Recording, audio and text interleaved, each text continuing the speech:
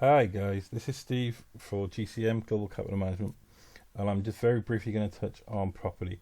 Now, I know most people will have come through the property routes to joining us, and that's a good thing. Obviously, you've got the experience, but if you don't have the experience, don't worry about that. We're here to teach you and train you. We've seen a spark in you. We've seen something about you that makes us think that you're going to do well at this, and we're going to hold your hand through every step of it.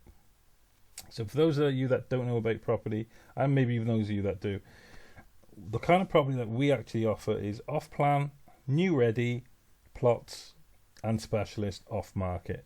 We do not offer secondary market property, or we very, very, very rarely offer it. And if we ever offer it, it's because it's a favour. Okay? The reason why we don't offer it is because it's a different type of clientele. Okay? What we advertise and market are people looking for a product that we can then turn them into. If they don't want to buy the property product, we can then turn them into an investor through bonds or loan notes. So it gives you a three-stage fallback. Whereas I'm sure if you come from an estate agency background, you'll know that if someone doesn't like the property that you've got, then there's not a lot that you can do about it because someone else will have what they do want and you've lost the client.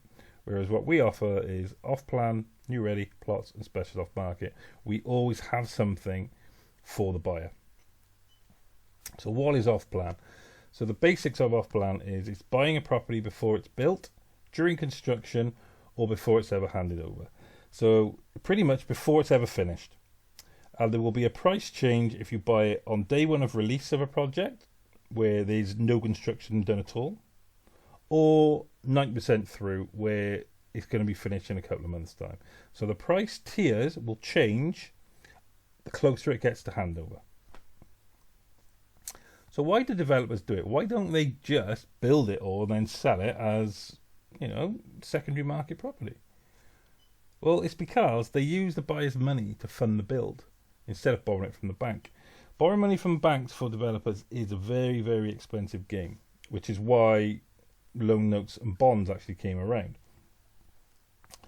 And by selling it off plan, they don't have to borrow the money from the bank, so therefore they're not paying ridiculous interest rates on loans.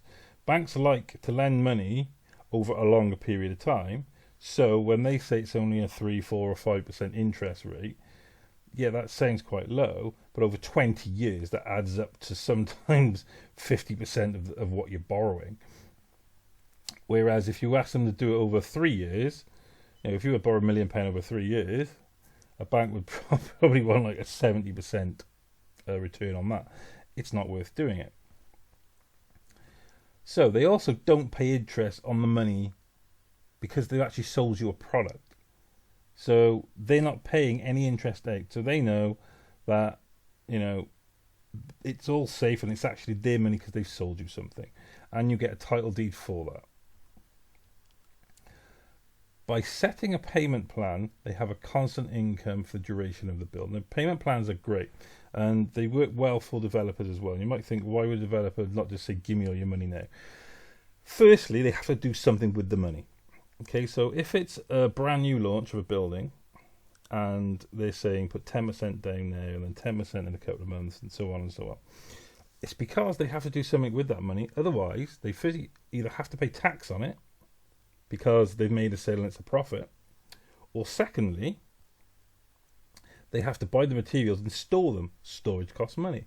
So by leaving the money with the buyer and just saying, when it gets to floor 10, we're going to take 10% off you. When it gets to floor 20, we're going to take 10% off you. 30, 10% off you, and so on and so on and so on. It means that they're not paying tax as they go, and they don't have to buy the materials until they need them. Typically, a developer will put in about 15% themselves, and they will get the build going before they actually start using the funds, which is where escrow accounts come in. But we'll talk about escrow accounts in a totally different training video. And what's the advantage of the buyer? Well, the obvious one is it's a cheaper price. So it's a cheaper price because anything that isn't finished is considered to be a risk. And obviously, the cheaper the price at the beginning of a build is because it's a higher risk. So if you were to buy it on day one, it's a higher risk than if you were to buy it the week before it's finished. Capital gains are typically above 20%. So just as a blunt example, If you were to buy £1 million property today, on handover it should be worth 1.2 million. Now that does a lot with remortgaging and things like that, which is why you get a good investor market on these type of products. You can get a payment plan without a mortgage or credit checks. Now this is important for especially people who maybe have bad credit but are cash rich, or even a criminal record, or an insolvent company or something like that. If they have the money to put down, then they don't have to go to mortgage checks to buy the property. And what that does is it helps them, because if they need a mortgage later on, then they've already paid off a big chunk of the property, and the property will, on handover, be 20% worth more than what they paid out. This also works well when we're remortgaging, but we'll touch on that in a sec. Oh, here we go. Remortgaging on handover. So let's go with that £1 million property again. It's £1 million is the value of it when you bought it. It's now worth 1.2. And you managed to get a deal with the developer where you only put down 20% today, and then on handover it was the 80%. They don't happen very often, those kind of deals, but they are out there, and I've done a couple myself. So the buyer can put down £200,000 today when he buys it. He then doesn't have to pay anything until handover, okay? So on handover, he's gained 20% of that million that it was worth. So he now has £400,000 asset value in that property. He's asking the bank or the mortgage provider for only 800,000. So he can then have the asset, or he can ask for the 1 million, which is the full value of what he actually bought it at, and release the 20% that he took, that he originally put in. He then takes that 20% and invests it in another product. In reality, he's got that property for absolutely nothing, because he's mortgaged it. He's going to put a tenant in there, they're going to pay it off, and then he's taken that 20% out, and then he's gone and bought something else. That's how the big companies do it, guys.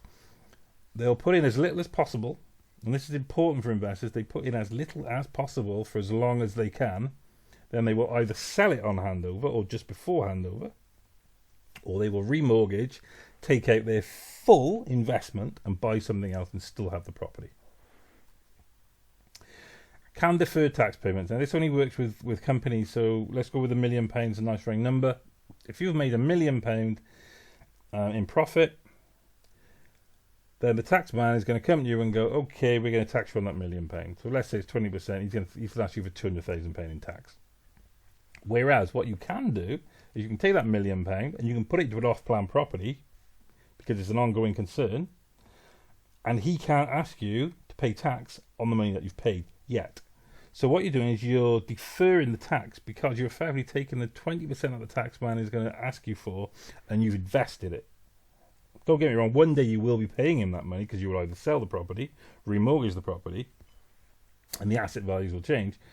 But you can effectively defer your tax payments and use a tax man's money to invest in an off-plan property. So what is a new ready property? Well, it's exactly what it says on the tin. It's a brand new property and it's ready to move into. Now the demand for these is a higher price. So it's a much higher price than an off-plan property, because it's all about the risk. Okay, if it's ready and the keys are there, there is no risk. But some of these properties are often held back to be sold at the last stage of off-plan. So it could be something as simple as they don't put all the internal doors on the house. Okay, it's not finished, so therefore it's not handed over, so therefore it's technically still off-plan. Now a developer will do this if they have a big number of plots, like a big number of houses on a development, or they have a big number of apartments in a building, and they only have a few left. What this does is, instead of leaving it on the market for 6 months, a year, and hoping someone comes to buy it, they will say, right, it's still off plan, let's knock 10% off it, and let's just get them out the door, get our money back, we'll move on to the next project. So technically you're buying it off plan, but you can still get the mortgage and everything on it, because it's ready property.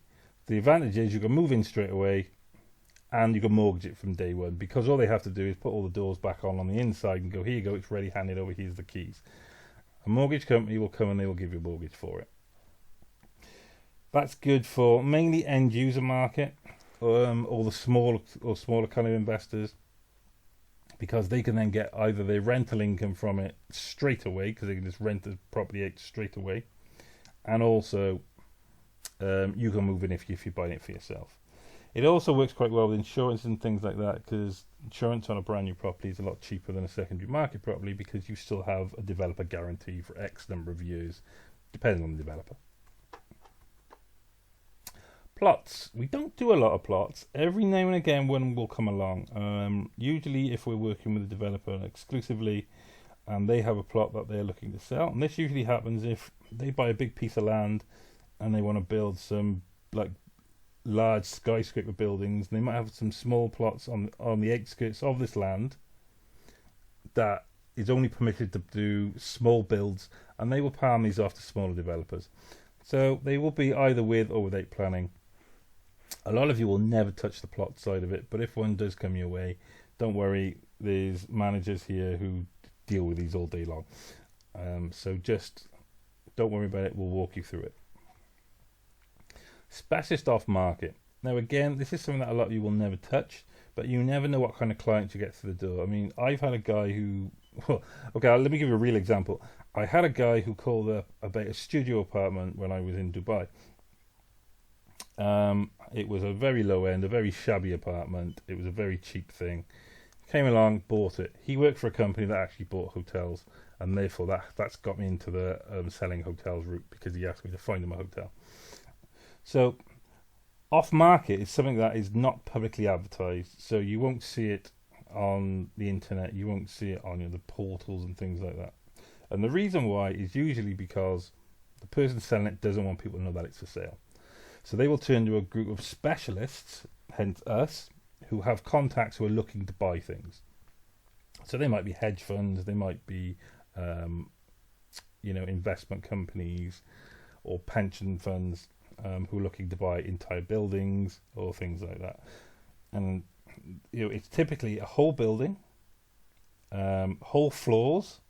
So a developer may go, okay, I've sold 90% of the building, I want to get this off 8 as fast as I can, sell the whole floor at reduced price, but don't tell everybody it's there, just in case 10 people walk in the door tomorrow and they all want to buy one apartment each. Or, as I said, hotels. Hotels is a big one. If you can sell a hotel, guys, you will never need to work again. Trust me. And, you might not deal with these people normally, you might not have met these people normally, but the thing is, you might have actually met these people, but you weren't trained enough to have the right conversation to get the information out of them. I sold a very small apartment and made a very small commission to a guy who then 2 years later bought a hotel through me. So property deals, what can I actually tell you about dealing with property? Well, typically it takes 3 months plus to close a sale when you're dealing with property. And the reason why is because there's all aspects that come into this. And this is why we don't deal with secondary market, is because something like a mortgage might not go through, or a conveyance report might make the buyer pull out. Whereas with a off-plan property, once they've paid the deposit and the contract is signed, we're good to go. But that can take up to 3 months from the lead coming through the door. Now, obviously, at GCM we're a bit different because we offer you other products that are faster turnovers. So you could be dealing with, so let's say you could close 3 either bond or loan notes in a month. And a few months down the line, as you've got going, you'll be closing maybe 1 or 2 property deals in a month. That is a big income, guys, okay? That's probably more than what you've ever earned before. Okay, the dead leads can take the same amount of time and effort as a genuine buyer.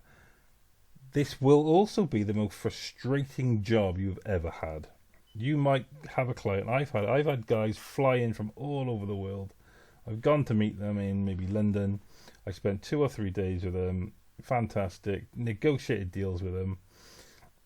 All they then had to do was pay the deposit and they would completely disappear. As in, don't answer your calls, emails, text, anything. It's the most frustrating thing in the world, and it's so hard to tell because on first meet, you can't turn to someone and go, how much you got in your bank? Show me, prove to me how much you got in your bank account. it's a difficult thing to do. As we've got bigger and as the company's got bigger, we are in a position where we can, with a lot of clients, we can say we can't go any further until you prove you've got the funds. But it will be the most frustrating thing in the world, which is why if you have 20 leads in a month, not all 20 will buy something. Okay, you might have 19 guys who are just thinking about it. But this is where the beauty of the bonds and the loan notes come in. Because if someone is inquiring about £100,000 property and they're not really overly serious, a £20,000 loan note will spark their attention, and that is often an easy way to sell it. We're always looking for new buyers, so it's not like running a shop. Someone's not going to come in on a Monday and buy a tin of beans, and come in on a Tuesday and buy a loaf of bread, and come in on a Wednesday and buy some milk. Once you've sold a property, they're not going to come back tomorrow and buy another one. It very, very rarely happens. Don't get me wrong, we do it, and I have had in the past clients who have flown in every single month to buy property, but they have been from big company FUDs. But we're always looking for new buyers, so you're always starting the process with every lead from scratch. Okay, again, it's a frustrating thing, but there's never an end of buyers, especially with the leads that we produce. And we produce a lot of leads, guys. When you get good at this, you'll be requesting leads and we'll be saying, yeah, no problem, here you go. Rewards can be massive. This is the thing. The rewards can be huge. And I'm going to give you an example, a real example now, of what I mean by rewards can be massive. Okay, so we'll call her agent one. It is a girl, it is a lady, and I think if we do a annual meet with all our agents, I will actually try and get her up to speak. Okay, so she was with us 3 months. Okay, this is very early stages, early days of GCM. But there's 3 months working for GCM, and she closed a sale in central London. Okay. The sale was worth £3,001,100. Now, why the 3,001,100? It's because it was the exchange rate. So they quoted in the currency of the buyer, and it worked out at 1,100 when it was transferred. Okay, her commission take home for that one sale was £45,016.50. That was one sale. Okay, she'd also done another deal that month on a bond, but her for that was 45 grand. She was previously an estate agent. Okay, a run-of-the-mill high street estate agent. Her previous earnings the year before was £37,600. She made more in 1 month than she made in an entire year. That is what I mean by the big money comes from property. Property is where you should be focusing your long-burning leads.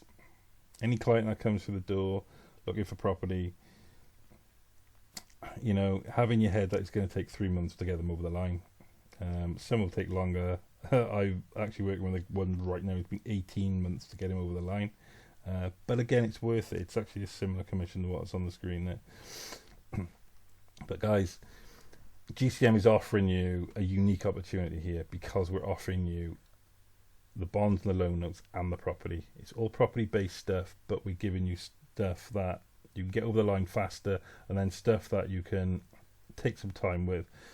And we'll teach you and you will learn how much time to spend with the different types of clients to start earning you a very, very good income.